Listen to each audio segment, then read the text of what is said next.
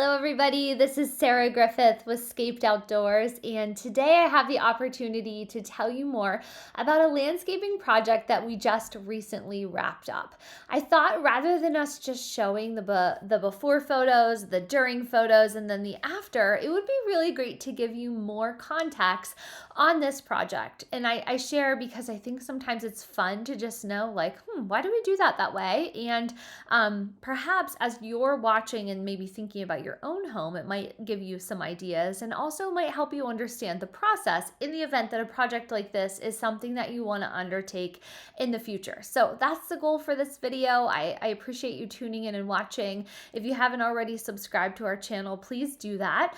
And so what I'm going to talk about today first is why we were where we were and why. So we typically love to take on projects in the Irwin, Penn Township, Murraysville, Greensburg, basically just North Huntington area. That's where we tend to be working out of lately, but we will travel. And so this project did require some travel. We were actually working in Donegal, PA. So really it was Jones Mills, but it was Donegal, PA. The reason why we were up there is because this is a client that we actually already did a project for. I believe it was in 2021. So we had already worked for them. They asked that we come back. They had a really fun challenge. And this client, she was incredible. She was incredible to work for the first time. And so that's always a green flag to us of yes, we'd love to come back. But her challenge for this project was really fun. And so when Kevin and I heard about it, we were like, we're absolutely interested. We'd love to take it on and be considered. And so what the client had asked for, again, I actually think I need to give just more context to the property if that's helpful. So this property is something that is not inhibited in all the time. So the client does not live here full time. This is a vacation home. And so the challenge was, hey, we need these plant material that we're going to select. They need to be able to survive with really hardly any care, meaning that whatever we choose can't be fussy. So that was like a big thing. She's like, I do not want fussy plants. I can't be there to take that on. I'm not taking care of them. So that was challenge number one, was these things need to live on their own. Another challenge was this is a property that is on a golf course, but it also is in a woodland area. So it has like a nice vibe as far as like a naturey vibe, but also it's on a golf course, so it needs to look nice. So that was like one of the requests too, of like, hey, how do we balance all of this? We had to take into consideration, because it's such a woodland area, it also has a lot of shade. And so we had to think about that.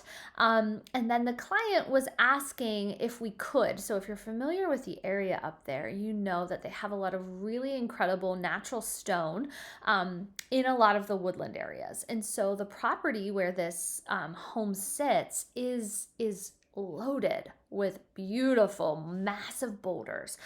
If you watched our social media while we were up there, you saw us kind of sourcing them out of the woods. And so the homeowner asked if we could use some of those giant boulders in the landscaping. And we were like, absolutely, it's a fun challenge. So a lot of times when a homeowner wants massive boulders, we're sourcing those elsewhere. We're bringing them in. We're not usually fortunate enough that people just have it in their backyard. So we were excited about that. And so that was another request. In addition to the request, I told you the client wanted to be able to have these plants take care of themselves. So Kevin and I really put our heads together and we're like, irrigation seems like a really great route to go, just because then we can ensure that even though we're going to pick plants that'll do well on their own, we still want to ensure they're getting watered. And so we did lean towards irrigation. The client agreed it was a good route. So we, as we kind of share this project, I want you to know that yes, the plants that we chose are plants that can take care of themselves, but these are also plants that are going to get irrigation. We just put in drip line. So that's the route that we went for this. So just know that piece mattered too. Another request from the client was she wanted it to be a lot of greens, so like a lot of green plant material. She did not want color. This was not a client who came to me. Sometimes I get clients who want tons and tons of color. opposite. She said, I don't really want any color. Maybe like some whites would be okay here or there, but the goal is woodland look, lots of greenery. And she wanted us to choose also pieces that felt sculptural and that felt more like art. And so all of these things I had to really like sit down, and she wanted, she didn't want, I used the word frilly before. She didn't want frilly plants. She wanted things that, were just clean and architectural. Her goals for the beds, she didn't want straight lines at all. She was very clear on that. She's like, no straight lines. I really want it to be organic. I want you to let it flow like throughout the property, and I want it to be, artistically done. So we did not work with a design on this. We offered it. It wasn't something that she felt was needed. She wanted to just let us kind of run with it. And she said, let me know what the plants are, but I don't necessarily need to see this as design. I think that with all landscaping plans, I always think design's a good route because you really get a better pulse on what it is we're planting. But some of our clients have trusted us and said, you know what, I trust you. I trust your layout decisions. I'm okaying it without design. And so this project was done without design. There was definitely sketches. We had some sketches we shared. Instead of design, we had a plant packet. Now I have the plant packet in front of me. This is my copy, so it's very much like it's been very well loved and whatnot. But so you can kind of get a feel for this. What we did was we laid out. This was actually one of his sketches for ours. But anyways, we laid out all the plant material for the client. We made the selections. We figured out how much we needed based on the bed sizes. We then from there presented it to the client. So we went over what each of the plant material was. We went over where it was going to be located on the landscaping plan. And we also always shared what the quantity was. Of course, it doesn't come on yellow paper. We do it in a nice book, but for the sake of this was my copy. But basically what we do is we teach them about which plants we're using and selecting and why. We talk about a description of the plant. We talk about maintenance requirements. If it's some of them are blooming ones. We talk about the bloom season. And so we kind of go over all of this with the client before that moves to contract. So once the client approves all the plant materials, that goes to contract. That's what we're going to be sure that we're installing. So anyways, we did that with the client. We went through plants. We did plant selection. This was something that we did kind of in the winter months at this point. And we made all of those selections. There was a little bit of feedback back and forth, but for the most part, we kind of, nailed it from the beginning, and we understood the assignment. We knew what she was asking for. Her guidance was helpful. And to be honest with you, the more that I kind of got through what she was wanting, the more I learned, she's really wanting Japanese garden design. And so that actually was so helpful to me, because once I knew that, then I could run with that from a placement standpoint, from why we're doing things the way that we're doing. And so that one piece of knowing the design style led everything. And so if you're watching this and you're like, I don't really know what kind of design style I want to use at my home, I would encourage you to research that and figure out what is your particular design personality, what's your style. That's going to really help you when you're working with us and kind of portraying what it is that you're asking for, because Japanese garden is a whole nother vibe than I have cottage garden on my desk. I have such a heart for cottage garden design. But again, totally different aesthetics. And so once I understood that, then I was able to lean into it more.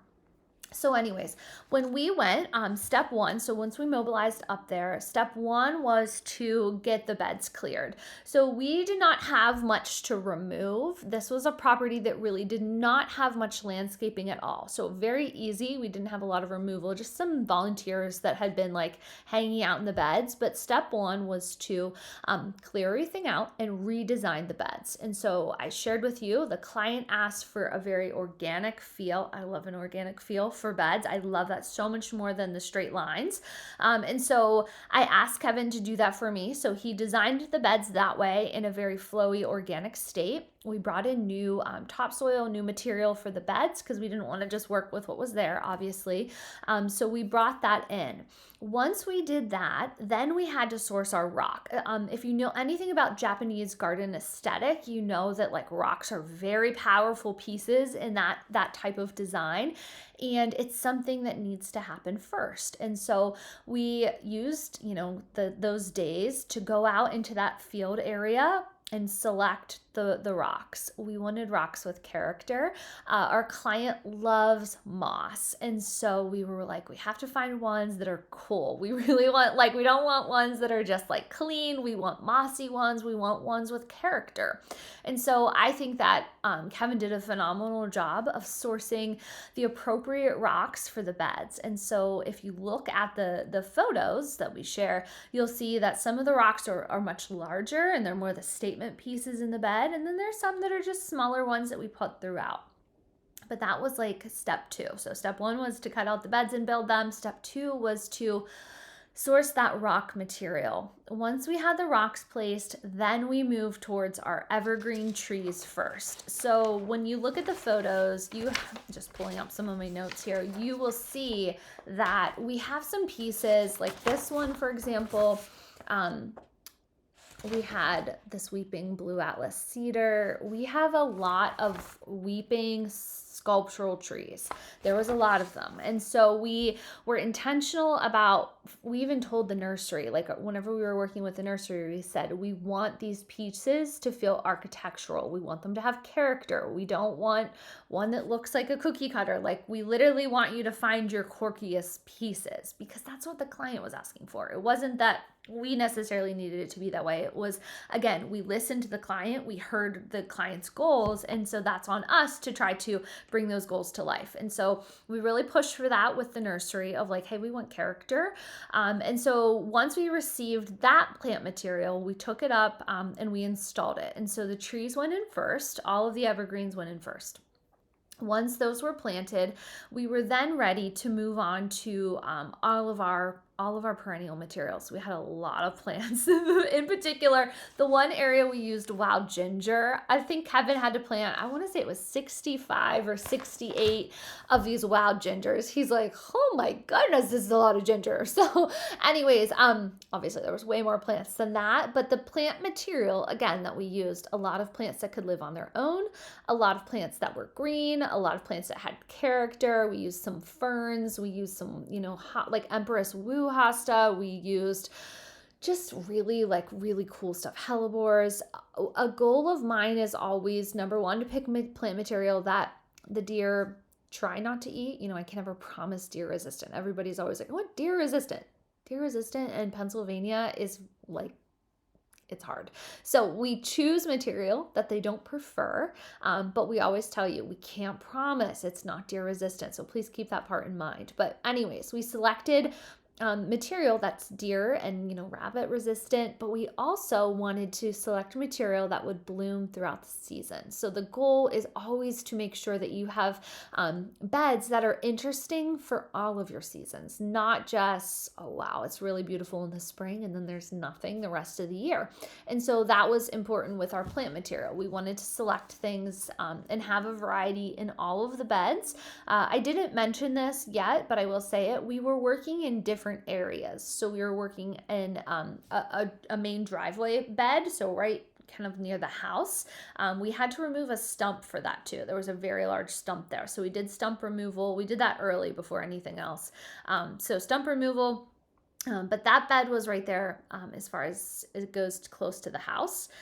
Outside of a kitchen window, we placed an evergreen tree, so that was a separate area. And then we had a bed along kind of like what the road would see. And then we had the bed along the golf course area. So we were working in different spots as well. So anyways, once we got all the plant materials there, placed them. We did that first. We placed them together. And this is like a very artful kind of day. This is a day where you have to really be open to being creative and placement.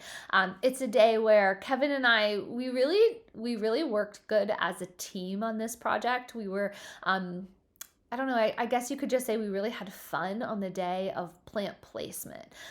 So once I was there, I was on site for that. And so once I was on site for plant placement day, I kind of left it to Kevin. I let him do the planting. I find that he's just faster than me and he's just better at that part. So regardless, he did that part. He did all the planting, and all of it had a purpose. So it was really intentional and thoughtful, and we even tried to make it have that Japanese garden feel. Like we created a stream, even the wild ginger. We created like a stream with the wild ginger that will fill in.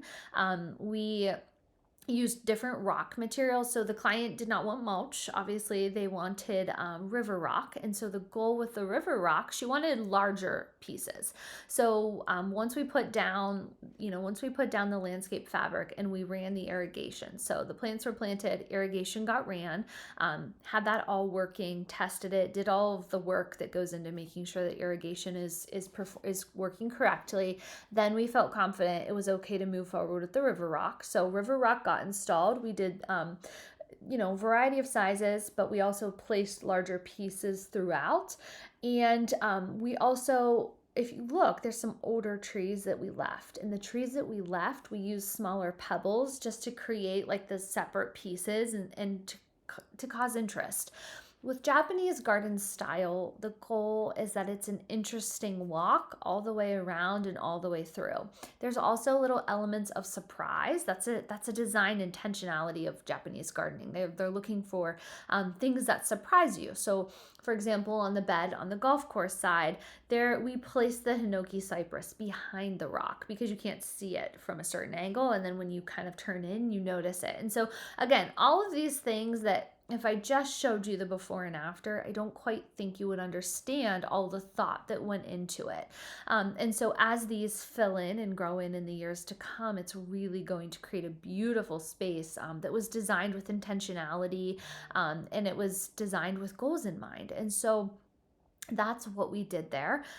This is a really fun process because it means something to the client, because it was something that required us to be creative, and we love that. It's easy for us to just plant a few trees or throw in a perennial here or there, but when a client asks us to collaborate with them, and then gives us free reign to be creative, it's our favorite kind of project. So we're very grateful for the opportunity to do this, and we hope that you've enjoyed kind of seeing the behind the scenes, and now we hope that you've enjoyed the full explanation of the project. And we'd love to do design for you at your own space, whether it be through formal design or whether it be through more of a sketch / collaborative design process. We're open to whatever it is that you want to do, but we love getting to take on these more unique projects that require us to step out of typical contractor planting and do more artful landscape designs. So anyways, thanks so much for listening and for just supporting our business the way that you all do.